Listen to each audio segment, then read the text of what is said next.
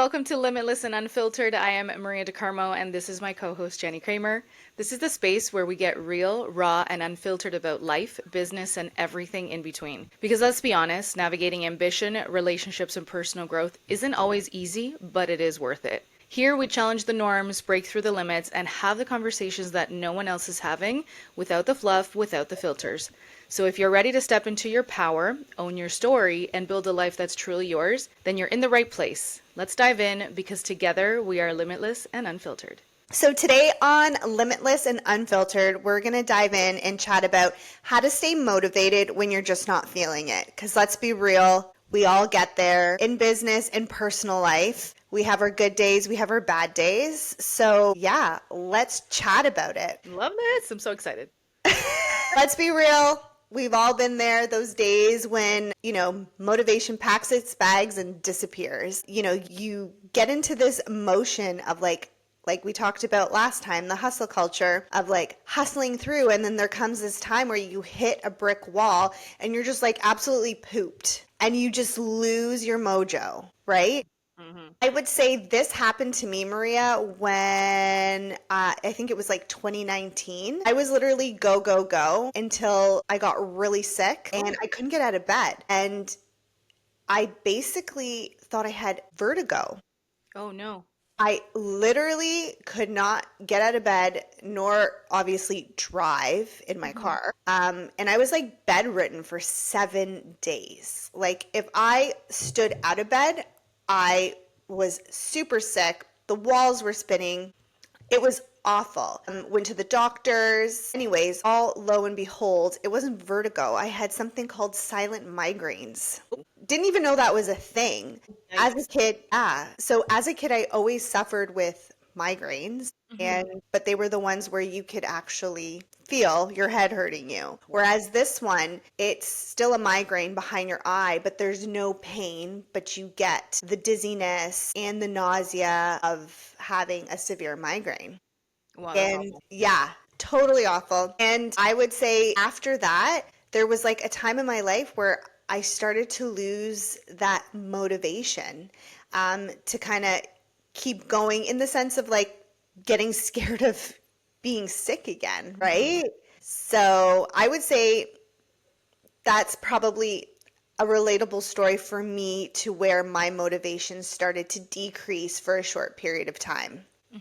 So how do you keep going when your energy is on empty? I like to put out daily and weekly goals for myself. I don't know about you, Maria, but I like to place out these goals and a list of things I'd like to achieve to see how I can, fulfill each of them every day or every week or every month, every quarter, whatever the case may be. I feel like setting out those goals allows me to continue to be motivated. At my office, our big thing was documenting how many new patients we'd have a week and a month, and then reevaluate that every single year to be like, okay, in January we had 23 new patients. Let's see if we can get up to 30 new patients in that month, Yeah, like right? how can you better that, right? Like I'm assuming you're revisiting your goals and then if you didn't hit your certain goal, okay, how can I, Exactly. Exactly. So it's like an increase in numbers. But yeah, so that's kind of like my motivational, I guess, outlook.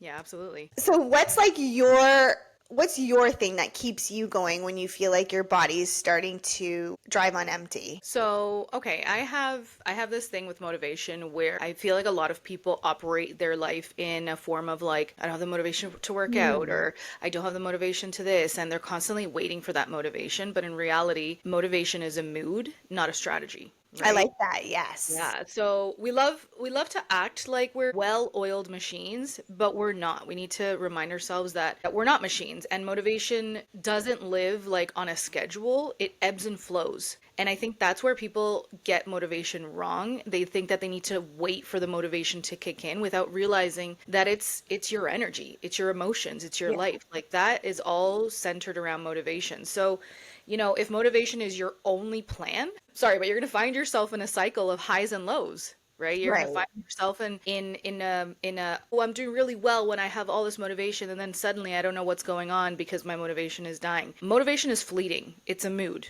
and moods change all the time, especially as women. So to me, discipline is the bridge between where you are and where you want to go.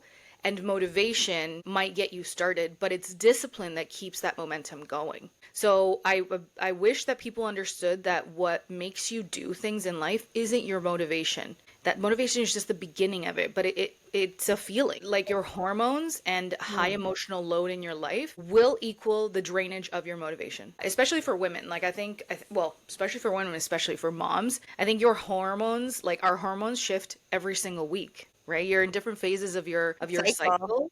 Like how crazy is that we're not in tune with that? And as women, we feel like we can operate all the time at 100%, but we're not meant to feel the same every single day.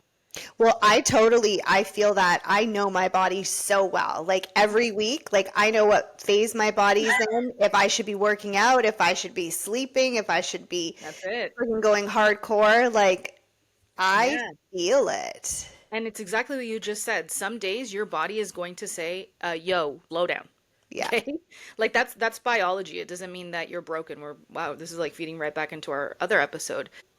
Add in to your hormones, which are naturally occurring processes in our body. Add in emotional labor, essentially, which is where we as moms and as women, we worry about every single person's need before our own. Appointments, meals, mental health, our own work schedule. And it's all of that invisible weight that's super exhausting and that can also lead to that motivation wavering. When your brain is on overload with, let's say you're like, okay, so it's like your computer screen. And how many of us operate on a computer screen? Like if I were to open up my laptop screen right now, I have like 47 different open tabs, right? Our brain operates like that. We have 40, I don't even, can't even speak. 40,000 different tabs open, right? Like as a mom, like, okay, did I feed my child? Are they hungry? How many diapers have I changed? The list goes on and on and on. And you hit a point where like even the smallest task feels like it's too much for you to do. And sometimes you need to understand that you're not unmotivated, you're just overstimulated. Yeah. Which is It's crazy. You need a reset, right? You for don't you sure. don't you don't need to sit there and act like, "Oh my God, I have no motivation." That's You're scolding yourself. Stop scolding yourself. And when you start to get like that, Mhm. your cortisol levels rise, and then that's where you crash and you burn. Absolutely. And this all ties into like the motivation fading and the motivation wavering down, like why people feel like that happens. And then they start to procrastinate. But we need to understand that as humans, procrastination is often like a protection mechanism. Your brain is trying to protect you from the possibility of a little bit of discomfort or judgment or disappointment, like even if it means sabotaging your progress. And so that's where we're like, well, where is my motivation? Motivation is an emotion. And if we operate our life through emotions, we don't get things done. You don't need to rely on feeling like you're ready and feeling motivated. It's not about your willpower. It's about wiring your environment and like your habits to make success more accessible on those hard days when motivation is not there. Like, so to me, motivation is just the spark. It's discipline that is the match that keeps that motivation burning. So with all that being said, I know I talked a lot. Let me ask you something, Jenny. Like, first of all, do you agree that motivation is an emotion? 100%. I strongly agree with that because it's what pushes you to continue to strive to be better, right? And to do more. Yeah, right? So it kind of lights that fire under your butt to keep the wheels in motion. Even still, I feel like motivation also comes from things that you enjoy doing, right? So I feel like if you truly enjoy what you're doing, motivation is not going to be challenging unless your body is extremely depleted, right? Mhm. Mhm. And that's why, like you saying, charging your battery is extremely important. If that's taking a week vacation or taking the weekend off, right? That is super important. And that's something I didn't do, as I mentioned earlier on. And I Mhm. paid for that, right? It really affected me, not long term, but short term, but it still affected me in my motion, right? So what do you think we should be doing to like reframe that like motivation, like what that is or how we should be thinking about it essentially? I think motivation, setting goals, setting like a 5-year goal, Gotcha. right? Like I feel like people get pooped out when they're doing short-term goals, like you mentioned. I feel like long-term goals are what definitely help Hmm. with that motivation, help with that push. Um, to stay focused on what your goals are, right? But obviously, beginning of time, like you need to have your goals. You need to, but have achievable goals, right? And I feel like even in dental hygiene, we learned that, right? Like Mm-hmm. we had goals that were like achievable, ones that could be met, not met, partially met, like all of those, right? So That's I right. feel like putting things like that into place are super brilliant and important. What's your take on that, Maria? I think you're totally right. I think long-term goals are definitely necessary. I don't know a lot of people that do long-term goals because they're always looking for that like instant gratification, let's say. And so, sometimes I call it short circuit themselves and they create these goals that are like so easily attainable that they're like, oh, I did such a great job. And it's like, that's great. You can start small. Yes. But what is your bigger vision? What's your bigger goals? And where is your life path? Where do you feel your life path is taking you 1 year down the road? 2 years down the road. Okay, let's go five increments of 5 years down the road, 10 years down the road. Like, do people really think that way? I'm not, I don't think that they do. And those that do are the ones that really push towards realizing that sometimes what you're doing right now is not going to show up for you right now. It'll show up later on, but it's in your head. Right. I find that also, so when I coach individuals on opening up their own dental offices, people want everything done like now, right? So they're always like, how long is this going to take to grow? And I always say like 3 to 5 years. Like Hmm. you need to set a goal for 3 to 5 years because that is how long it takes for a business to start making a profit. Yeah, it's crazy. So like 3 to 5 years is like always been my numbers for motivation and goals. I remember when I started dating, Hmm. seriously dating, I would go on dates, but I would like be straight up with the guys I was going on dates. Like I wanted to know like what's your year, 3 years, 5 years? Damn. Yeah, like fuck yeah. Like I don't want to Good. be going It's like on an a date interview. with some jalopy. Like So good. but like I want to be with somebody who's like goal oriented, who's Yeah. motivated. Like I don't want somebody who's just like mediocre, right? Like Hmm. no, thank you. And yeah, it was like one of my date criterias that I would punch out. And it would be on the first date too because like I wasn't going to waste my time. You're right. You're putting your investment in. You want that return on investment. So I was always asking that question, and that was like a yay or a nay for me. Yeah, good. And it's shaped to where you are right now, so it it clearly worked.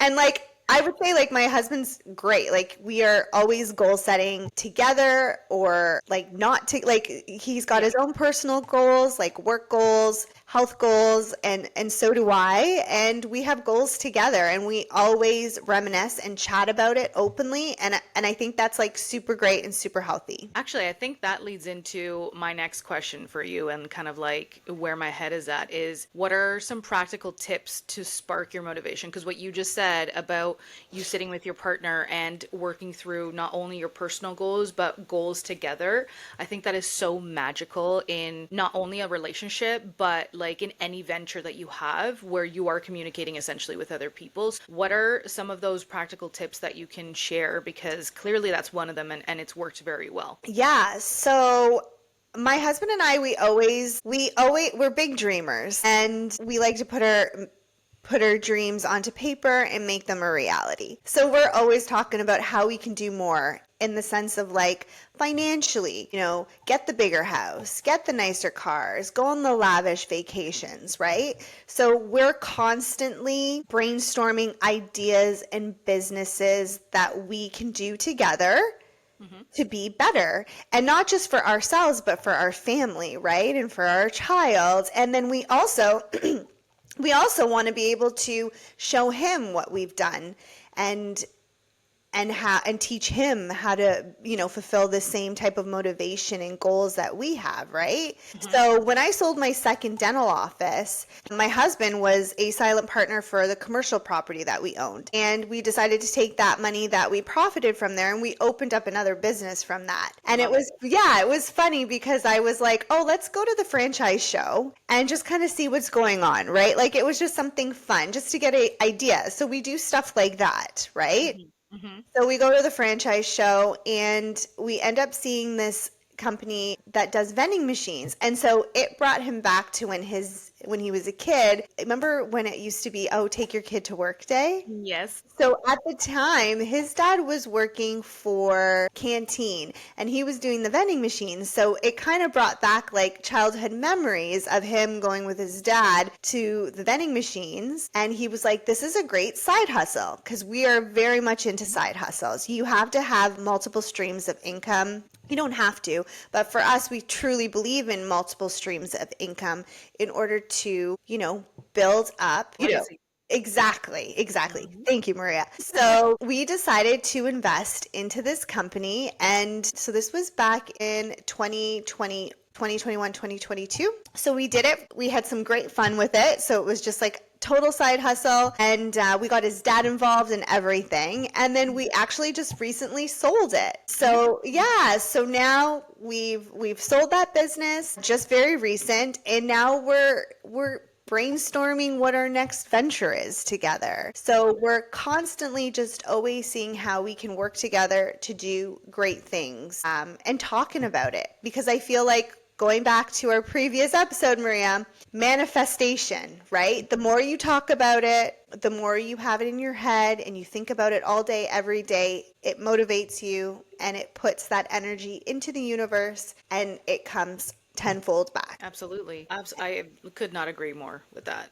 Yeah. And so like are you and your husband like similar? My husband and I are both very similar actually to you too. We have our own personal goals that we work on a daily basis, and those are like near and dear to our heart. They're personal, whether that be, your fitness level or reading personal development books, like all of that are ourselves. And then we do sit on a monthly, we actually need to better this practical stuff because we sit on a monthly basis and we're like, all right, what did we do last month and what do we want to do the next month? Like what are we striving to achieve?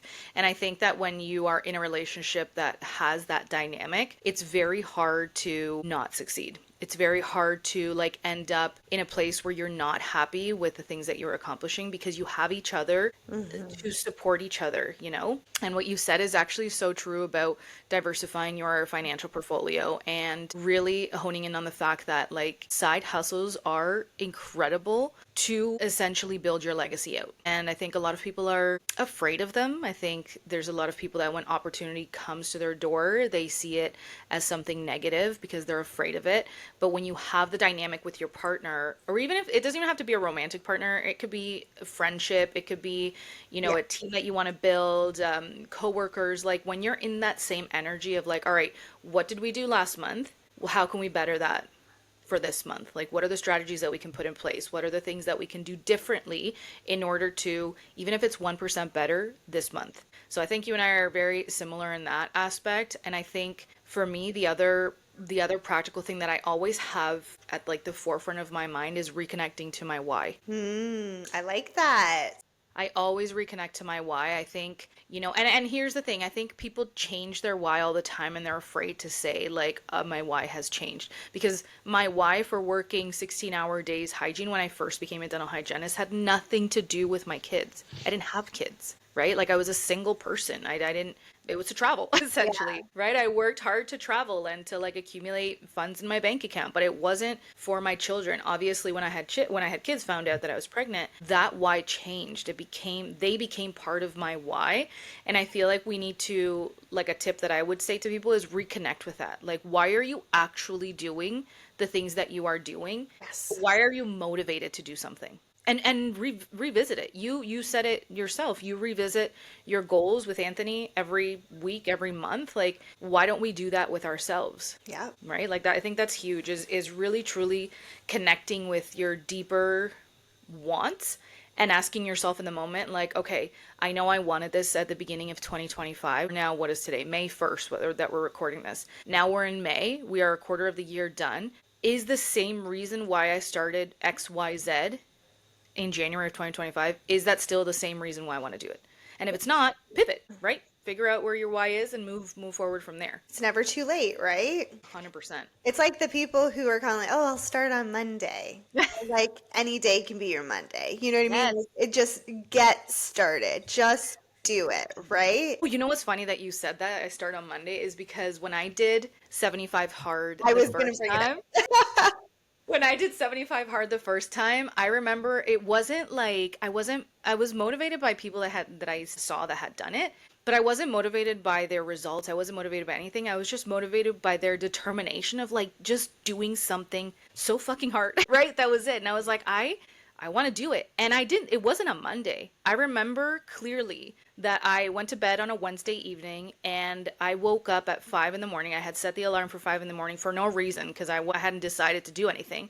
And I set the alarm at 5 in the morning. And when it rang, Juan was like, why the fuck do you have a 5 a.m. alarm on? And I like opened my eyes and I looked at him and I'm like, I'm gonna do 75 hard. And it was a Thursday, you know? Like You I just didn't wait did till it. the Monday. I wasn't like, oh, I'm gonna, it's Wednesday. Okay, maybe I'll start on a Monday because that's the beginning of the week. No, I just, like what you said is so powerful. You don't have to start on a specific day, just start. Yeah, no, honestly, that's been crossing my mind lately to actually start this 75. It's aggressive. It's hard. They don't call it 75 hard for no reason. It's hard. Oh, well, yeah. Like, okay, so have you done it from beginning to end? Yep. So the first time that I did it was I did day 1 to day 75. It was not kidding you, the hardest thing. Like my son was 9 months when I decided to just do it. And I was still breastfeeding, so having to like fit in breastfeeding, taking care of a 20-month-old plus the 9-month-old. I had events in between that I didn't calculate for, let's say, right? Because it's a very strict like thing that you do. But yeah, the first time that I did it, 1 through 75 full on, my results were incredible, like like jaw dropping. And then I've tried a 75 hard 2 more times after that and failed day like 40, and it's mental. You still get results and you still like feel a sense of accomplishment, but it's definitely very hard. Very hard. And what makes it hard? Oh, Yeah, good. what makes it hard? Well, for you anyhow. This actually ties into our topic of Yeah. motivation. What makes it hard is having the discipline to complete every single task because you can be motivated to do 75 hard. And I was, right? I'm like, oh my God, I'm so motivated to do this because I can see, my future self in 75 days, like what that means for mindset, because it's everything. It touches on physical, it touches on personal development, like all of the things. And I was like, I can just see myself after 75 days, but the hardest part is sticking to that discipline because with 75 hard, if you miss one of the tasks for the day, it doesn't matter if you're on day 73, you're starting back at day 1. And that's like a mental challenge of like pushing through the days that you don't feel motivated because there Yeah. were so many. There were so many where I would wake up and I'm like, why am I doing this? Like, why? Yeah. And then I had to remind myself of my why. I had to remind myself that motivation is a feeling. And I was like, get to work, like, get this done. So, yeah, that's what it is. And like I'm assuming are these like micro goals that you put out for yourself? Yeah, so the program is a series of tasks that you have to complete in one day. So originally I thought it was like till midnight, and it's not till midnight. So I was like striving to do everything before midnight, and it's just from your waking hours. So whatever time you're awake to whatever time you're asleep, you have to essentially complete all of the things. I think one of the hardest things for me was the gallon of water. That is so hard. I know I Like hate drinking water. I know, I'm like, I need to spice it up with something, you know? Yeah. But this is like a gallon of just plain water. And so anyways, it's a water intake, it's sticking to like a nutritional plan for whatever goal that you want. It doesn't have to be for weight loss, it can be for muscle building, whatever, right? No cheat meals at all. Oh no, no, Yeah, girl. at all. No alcohol at all, to me, I was breastfeeding, so I wasn't doing it anyways. 2 workouts a day. They had to be separated by 3 hours from the moment you finished your first workout. So you couldn't do 2 workouts back to back. And they had to be 45 minutes. One of them had to be outdoors, rain, shine, snow, sleet. And is this something that you chose to do, or is this an Yep. actual? So you just made it super hard for yourself. Oh, no, no, no, no. The program is like the 75 hard is those are the rules. Like Oh, that's just yeah. Oh, and one last thing with that is 10 pages of a personal development book. So you couldn't read like romance or like, I don't know, anything that wasn't personal development did not count. So yeah, it was aggressive. It's aggressive. and those are like the mandatory Yeah. that you And have. there's different versions of it. You can do 75 hard or hard, and from that they develop like a 75 medium, a 75 soft, just to ease Oh. people into it. But I didn't know that at the time. At the time, I was like, all right, I guess I'm doing 75 hard. It was wild. How the hell are you getting two workouts in 3 hours apart? Like, you know what I mean? Like, damn, girl. And I mean that is actually you just made me come to a realization. That is literally the definition of motivation versus discipline because truly I was so motivated to do it. And Yeah. like you said, how did I do 2 workouts a day? I Yeah. would have to wake up at the ass crack of dawn, go and do. I did a morning walk for 45 minutes, and it was like I decided to do this. I think it was February. It was so cold, and there was like snow sometimes up to my knees. Like it was awful. I would cry on these walks, and then I would come back home, do all the things like motherhood required, and then sometimes I didn't get a second workout in until like 11 p.m. Yeah, I remember seeing you doing that, and I was like, how the hell are you functioning? I'm already like in bed 2 hours sleeping. Yeah, exhaustion, exhaustion. It's not a program that I recommend for anyone. It's meant to be like a mental toughness program, but there are some toxicity things there, right? Like, for the person that feels like if they can't complete it, they're a total failure, I don't recommend that. Like if you're Yeah. somebody who believes that you have to complete something start to finish in order to feel accomplished, this is not the program for you. I do not encourage it. I knew that for me, whatever path this 75 hard journey was going to take me, whether I finished all of it or whether I finished 25 days, I was going to feel proud of myself. Of course, yeah. Right? Good for That's you, Maria.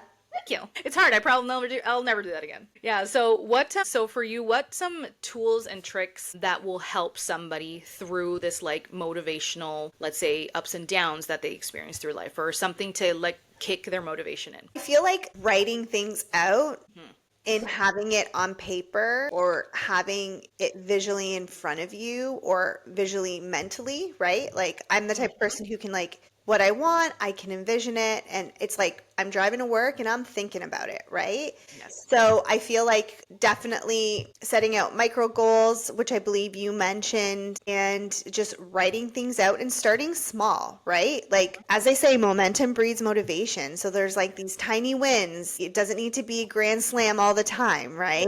That's great. And when you have those wins, like let's say you're tracking your wins, what are you celebrating them? Like, do you recommend that people start to celebrate their wins? Totally, absolutely. Celebrate every single one because it just kind of gives you that little bit of excitement to enjoy, right? Love that. Yep. Another thing is you really want to make sure that you're in like the right environment, right? Absolutely.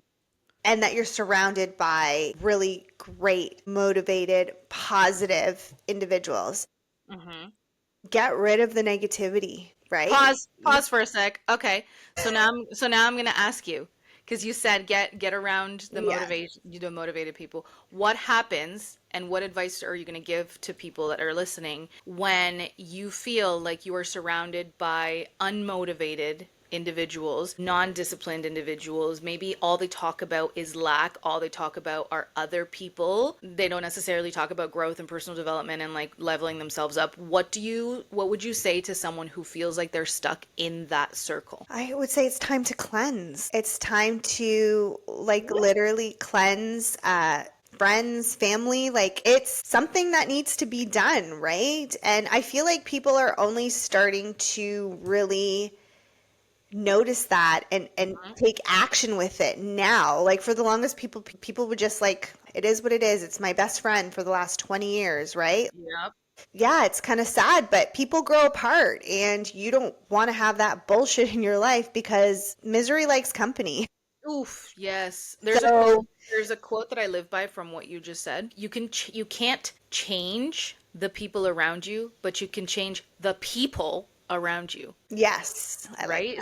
So that's what you said. And I think all that comes from boundaries and stuff and really learning how to, what do you want to surround yourself with? And if what you Yeah. are currently surrounding yourself with you don't like or feel, in your gut. Like when you're in a group of people, you're like, doesn't really feel great. Why are you continuing to be there? Yeah. And it can be family too, right? Like Hmm. Hmm. and it sucks, but you got to protect yourself, your energy, your mind space. Like it's not worth it. Long term, it's just not worth it. So Correct.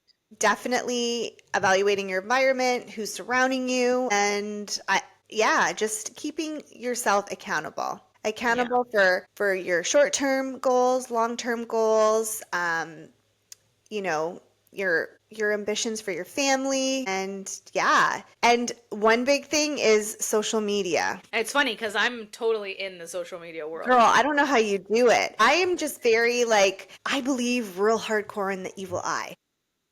I can tell. I can tell. I believe in it. Yep. Like it's just always been something, and it's like sometimes people give the evil eye and they don't even know they're giving the evil eye. That's right. And that's where it goes back to evaluating your environment and who you're surrounded by constantly, right? So, what about you, Maria? You've nailed it. Yeah, I think the biggest thing for me is your environment. And I'm the type of friend that when I hear, I love that my friends have other friends. I'm not a type of friend that like doesn't like to see that my friend. I don't know why that's a thing. I have had friendships in the past where, if it's not just with them, like it's a problem and I'm like, what? Like, you're I mean, you're a human. You're allowed to have friends everywhere. So I love that my friends have other groups of friends that I'm not a part of, but I will be blunt and honest when I see that there is jealousy riding in that group of friends, that there is almost like an anchor. I feel like that's the best way to describe it. Your group of friends and family should not feel like they are anchoring you down Yeah. when all you want to do is rise up.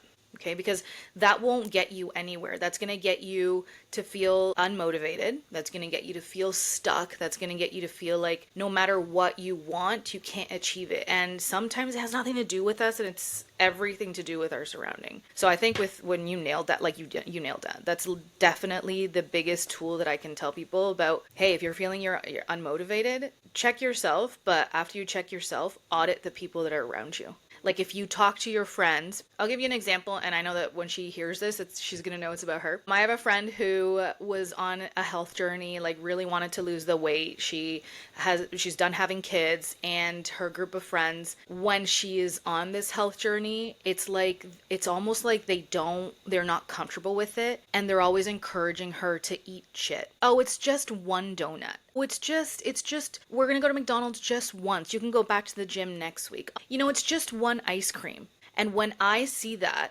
I'm like, bro, let me tell you that the circle of people that are surrounding you are uncomfortable with allowing you to grow out of the unhealthy habits that you have had in your life. And do you want that? Like, do you want that? If being around certain people makes you feel negative, or if you tell them about your dreams and your goals and what you're striving to accomplish, and all you get back from them is either an excuse for you to fail or permission for you to fail, you need to start changing those people around you because Yeah. they're not going to serve you. Yeah, no, because they should be pushing you to be like, nope, you've got great willpower. That's right. Like if they see a donut in your hand, drop that donut immediately. Yeah. you That's a know? good friend. Yeah, Let me eat exactly. that donut for you. exactly. Yeah, I guess the other thing that has helped me with motivation and like feeling like I'm dropping that and I need to get back is journaling. And I don't know about you, like if you journaling, like you could do it through prompts. You can find that on Pinterest or whatever, but you can also brain dump. So for me, I have a journal that I journal through prompting, but I also journal through brain dump when I feel like I can't focus on something like, okay, I want to do this today, but I feel like I don't know where to start and I start getting anxious and I start feeling the motivation dive. That's where I'm like, journal, where are you? I take out the journal and I'm just like, just dump it. Dump whatever's in your brain, put it on a piece of paper because sometimes it's just too much in your head. You need to take it out. There was a trend a couple of years ago and I jumped on it. It was like I think the 5-minute journaling diary.